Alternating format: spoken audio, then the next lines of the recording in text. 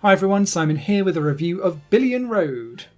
Billion Road is a 1 to 4 player digital board game that's available to play locally and online, and it's on PC as well as Nintendo Switch. The game is often referred to as a Fortune Street and Monopoly clone, and I think that those are both terrible examples of how the game works, because it's just, oh, you buy some buildings, and then that's kind of the end of the comparison for me. The games play nothing like either of them, and they're bad comparisons. The game also takes absolutely hours to play, so if you're ever going to buy this and play it, clear out your afternoon. You're not going anywhere, you're stuck playing Billion Road. Typically games last anywhere from 3 hours upwards, and thankfully when you start off to choose a game it does give you a kind of guesstimate of how many hours it's going to take to play, so good luck. So how does Billion Road work? Billion Road places you in Tokyo, and all of the big locations in Tokyo are laid out in the map before you. You're in some kind of zany game show essentially to make the most money to be the winner across however many years it is that you're playing, and each turn is a month in a year. The host will throw a dart at the map of Japan, and wherever it lands it will set a goal for you to then try and run towards. So it's as much a race game as it is a property game, and that's one of the first key differences here. When you get your location as a goal, you then roll your dice and try and run towards it, and there's a variety of different squares that you have. Blue pluses, when you roll on it, land on it, will give you a roulette wheel for you to then spin and gain some money. Red minus signs will be the opposite, and you'll lose money. There's items that you can then collect that will kind of give you some extra passive abilities. And then there's locations, and this is kind of like the crux of the game, if you will. When you land on a location, inside will be a variety of different services. Depending on the location and how much money you've got, you can try and buy as many of those services as possible, but you don't need to buy them all. If you do buy them all, then their profitability of those services are doubled, because it's like you've gained a monopoly of owning all the services on that property square. However, it doesn't matter if anyone else lands on that square. They don't pay you rent, they don't pay you for the services, it matters not a jot, except for the fact that if you haven't bought all of the services and they can afford it, they can also buy a few of those as well.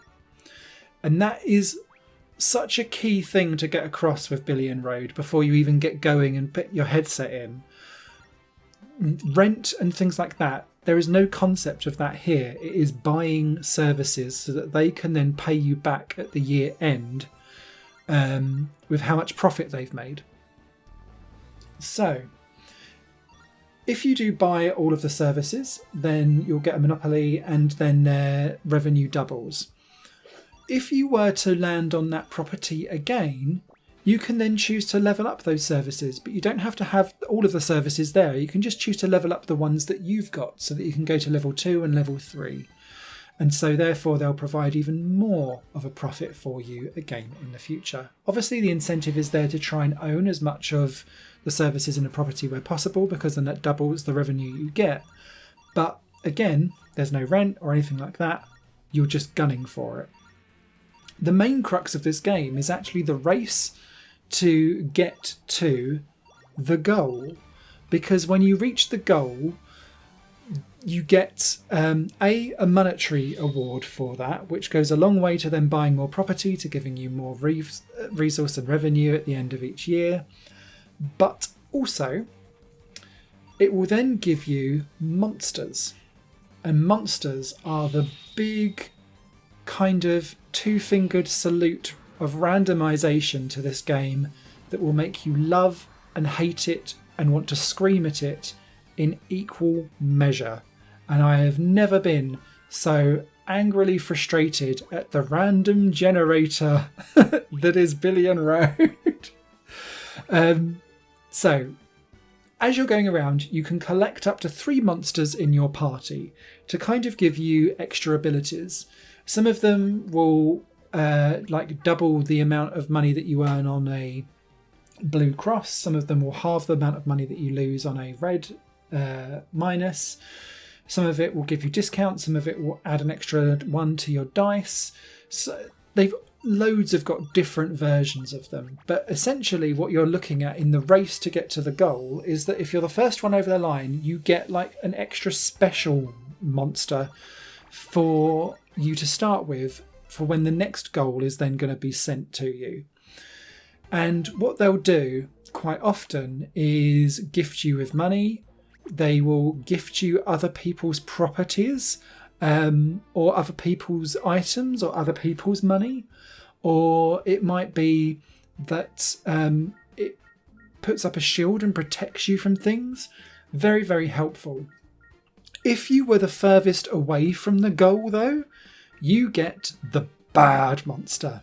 And the bad monster will do things like you can only roll a maximum of 3 on a dice, or it will halve the money in your account.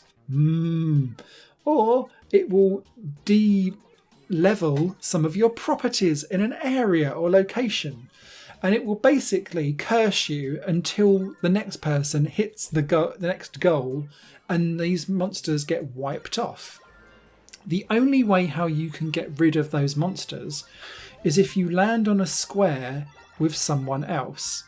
Now, naturally, as you're all kind of hopping towards the same goal, you all kind of converge together, unless you're like well off the pace and you've been rolling 1s and 2s and having a nightmare.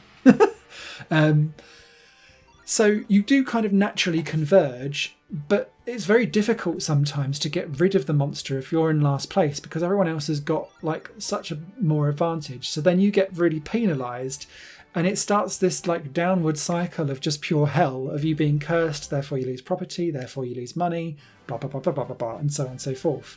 And so you get really picked on, and it's a challenge to then get back out of that mode again. And you have to kind of rely on a bit of the, obviously, random generated roll of the dice, and a huge slice of luck to try and help you get a little bit of a leg up. That will happen though, and you'll be able to pass off your monster to elsewhere. There is also an item that lets you get rid of your follower, as those monsters are called, and send it off to another person. You've just got to hope that they don't have a shield that rebounds it back at you, and you'll kind of go from there. So with that all going on, with all the different monsters, your kind of gameplay focus is to have a monsters collection that will keep you safe and guarded, but also give you some bonuses where possible. But also occasionally you'll need ones with strength, because once every 14-15 months or so, a giant monster will appear in one of the districts of Japan.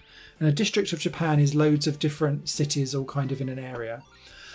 And you'll need to then send your monsters to attack this giant like kaiju to kill it before it basically destroys the properties in that area. And if you've gone and bought loads of properties in that area, you're going to see your properties either demolished entirely, reduced in revenue for a year whilst they're being repaired, or you might see them de-leveled. So you've got to really think about, okay, what's in the area? Is that going to affect me? And what monsters am I best prepped to go and send? When you send the monsters, they have an attack stat, but they also have a multiplier dice that you can roll. And my goodness, doesn't it only ever roll a triple damage on the really tiny monster that doesn't really care, and then a 1 single damage on the most important monster that you send, that's your beefy beat 'em up one. Again, random generator is strong in this game. So if you defeat the monster, then you get awards and all of that kind of stuff, and it kind of runs on. There's also awards for other things, like randomly getting into some like shady deals, or choosing what's the best fruit of the year and things like that. It's trying to be crazy, zany, Japanese game showy. Some of it comes off as real annoying padding filler though. So a lot of the time you'll kind of be speeding through the text to get the animation out of the way so that you can then just continue on with the game, because quite a lot of this game is actually going from screen to screen, and I wished that there was like more of a turn this animation off mode, or remove some of like the really superfluous like meh bits that don't let you focus on the game itself.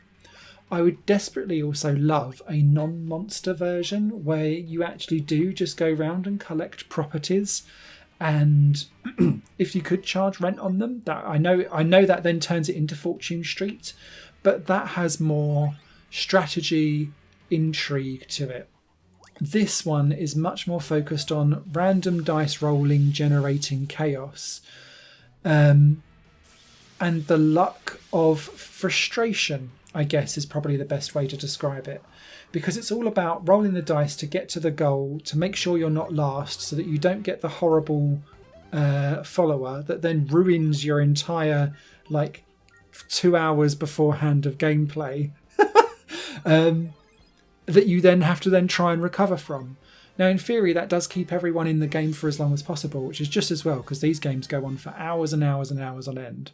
I ran a 20-year tournament, which eliminates last place, and that took 6 hours. So it is a heavy investment, and then when you're looking at screen after screen after screen, just trying to press through all of the text really well, it leaves such a great first impression, and you're like, oh, I won't get bored of this. I was bored of the same old screens coming up literally after the first 90 minutes and desperately was looking for skip buttons. You can skip some of the actions, but you can't skip some of the events like who's got the best ramen? Don't care. It's the same woman. She's still got the 2 billion one in Tokyo from before, or whatever it was. It's not changing. Just give her the dosh. Let's get on with it. And it's this weird juxtaposition for me, Billion Road, because I think this game is too random. And that might be a bit of a controversial thing to say, but I didn't feel like I was truly in control of my destiny. I felt like when I was going up against harder AI, their luck was that they would roll the exact dice roll more often than I would ever be able to on a random generator, and I would just so happen to get a 2 when I needed a 1, and they would get a 5 and then be able to loop it around and it would be fine. And it felt like the game was against me sometimes, and then that starts to make you feel like the game's a bit unfair. Now, it could all still be just happily random number generation, but because so much of it is down to that, you feel like you're out of control of your destiny. Therefore, you feel like the game has kind of decided your hand for you, especially when it comes to the followers and what they do to you, especially the bad ones. I'd find that the bad followers wouldn't necessarily be so harsh on the harder AI levels. And then it would come to me and it'd be like, ha! I've just taken 4 billion from you. And I'd be like, oh, come on. You literally just told her that she couldn't use items for 5 goes. So, yeah, I feel like there's a little bit of bitterness from me with that. Yet, on the flip side, the game is really addictive. So it's this weird combination of slightly passively bored and frustrated and angry and wanting to scream at the screen quite often, whilst finding it really addictive. I think I prefer Fortune Street. In fact, I know I prefer Fortune Street because that has so much more strategy in it, as well as the luck of paying and selling rent. No one can really be eliminated from this unless you play tournament mode, which removes last place every 5 years of gameplay. It's just, yeah, too random. Too random. That's going to be my quote for this. It's too random, guys. But it is great fun. I adore the aesthetic. I love the graphics. I love the way how they built out Tokyo, and the way other horse tracks have the little jockeys all going around like little toys. There is a ton of aesthetic and fun to love about this. I just wished I felt a little bit more involved in the actual game itself. That being said, it is on sale as part of the Steam tabletop digital fest. It's expensive, but if you're looking for a game that is like £1 per hour played, this is a bargain even at full price, because games like the original Monopoly just drag on and on and on and on and on and on for hours. Even if you kind of think, oh, do you know what? She's won by a landslide. It can go horribly wrong. And if you get a run of bad followers and you're in last place a couple of times in a row, you'll be stuck and you will drop like a stone.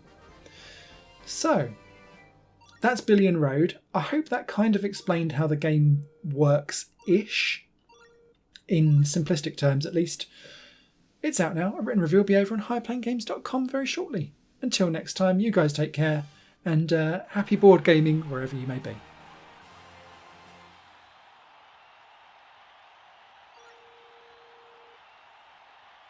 Higher Plane Games is part of the Higher Plane Network, a collection of media projects ran by me. If you like what you see and want to find out more, visit patreon.com/Higher Plane Network. Your support can make so much more possible, be that a like, a comment, a share, or a pledge. Thanks for watching.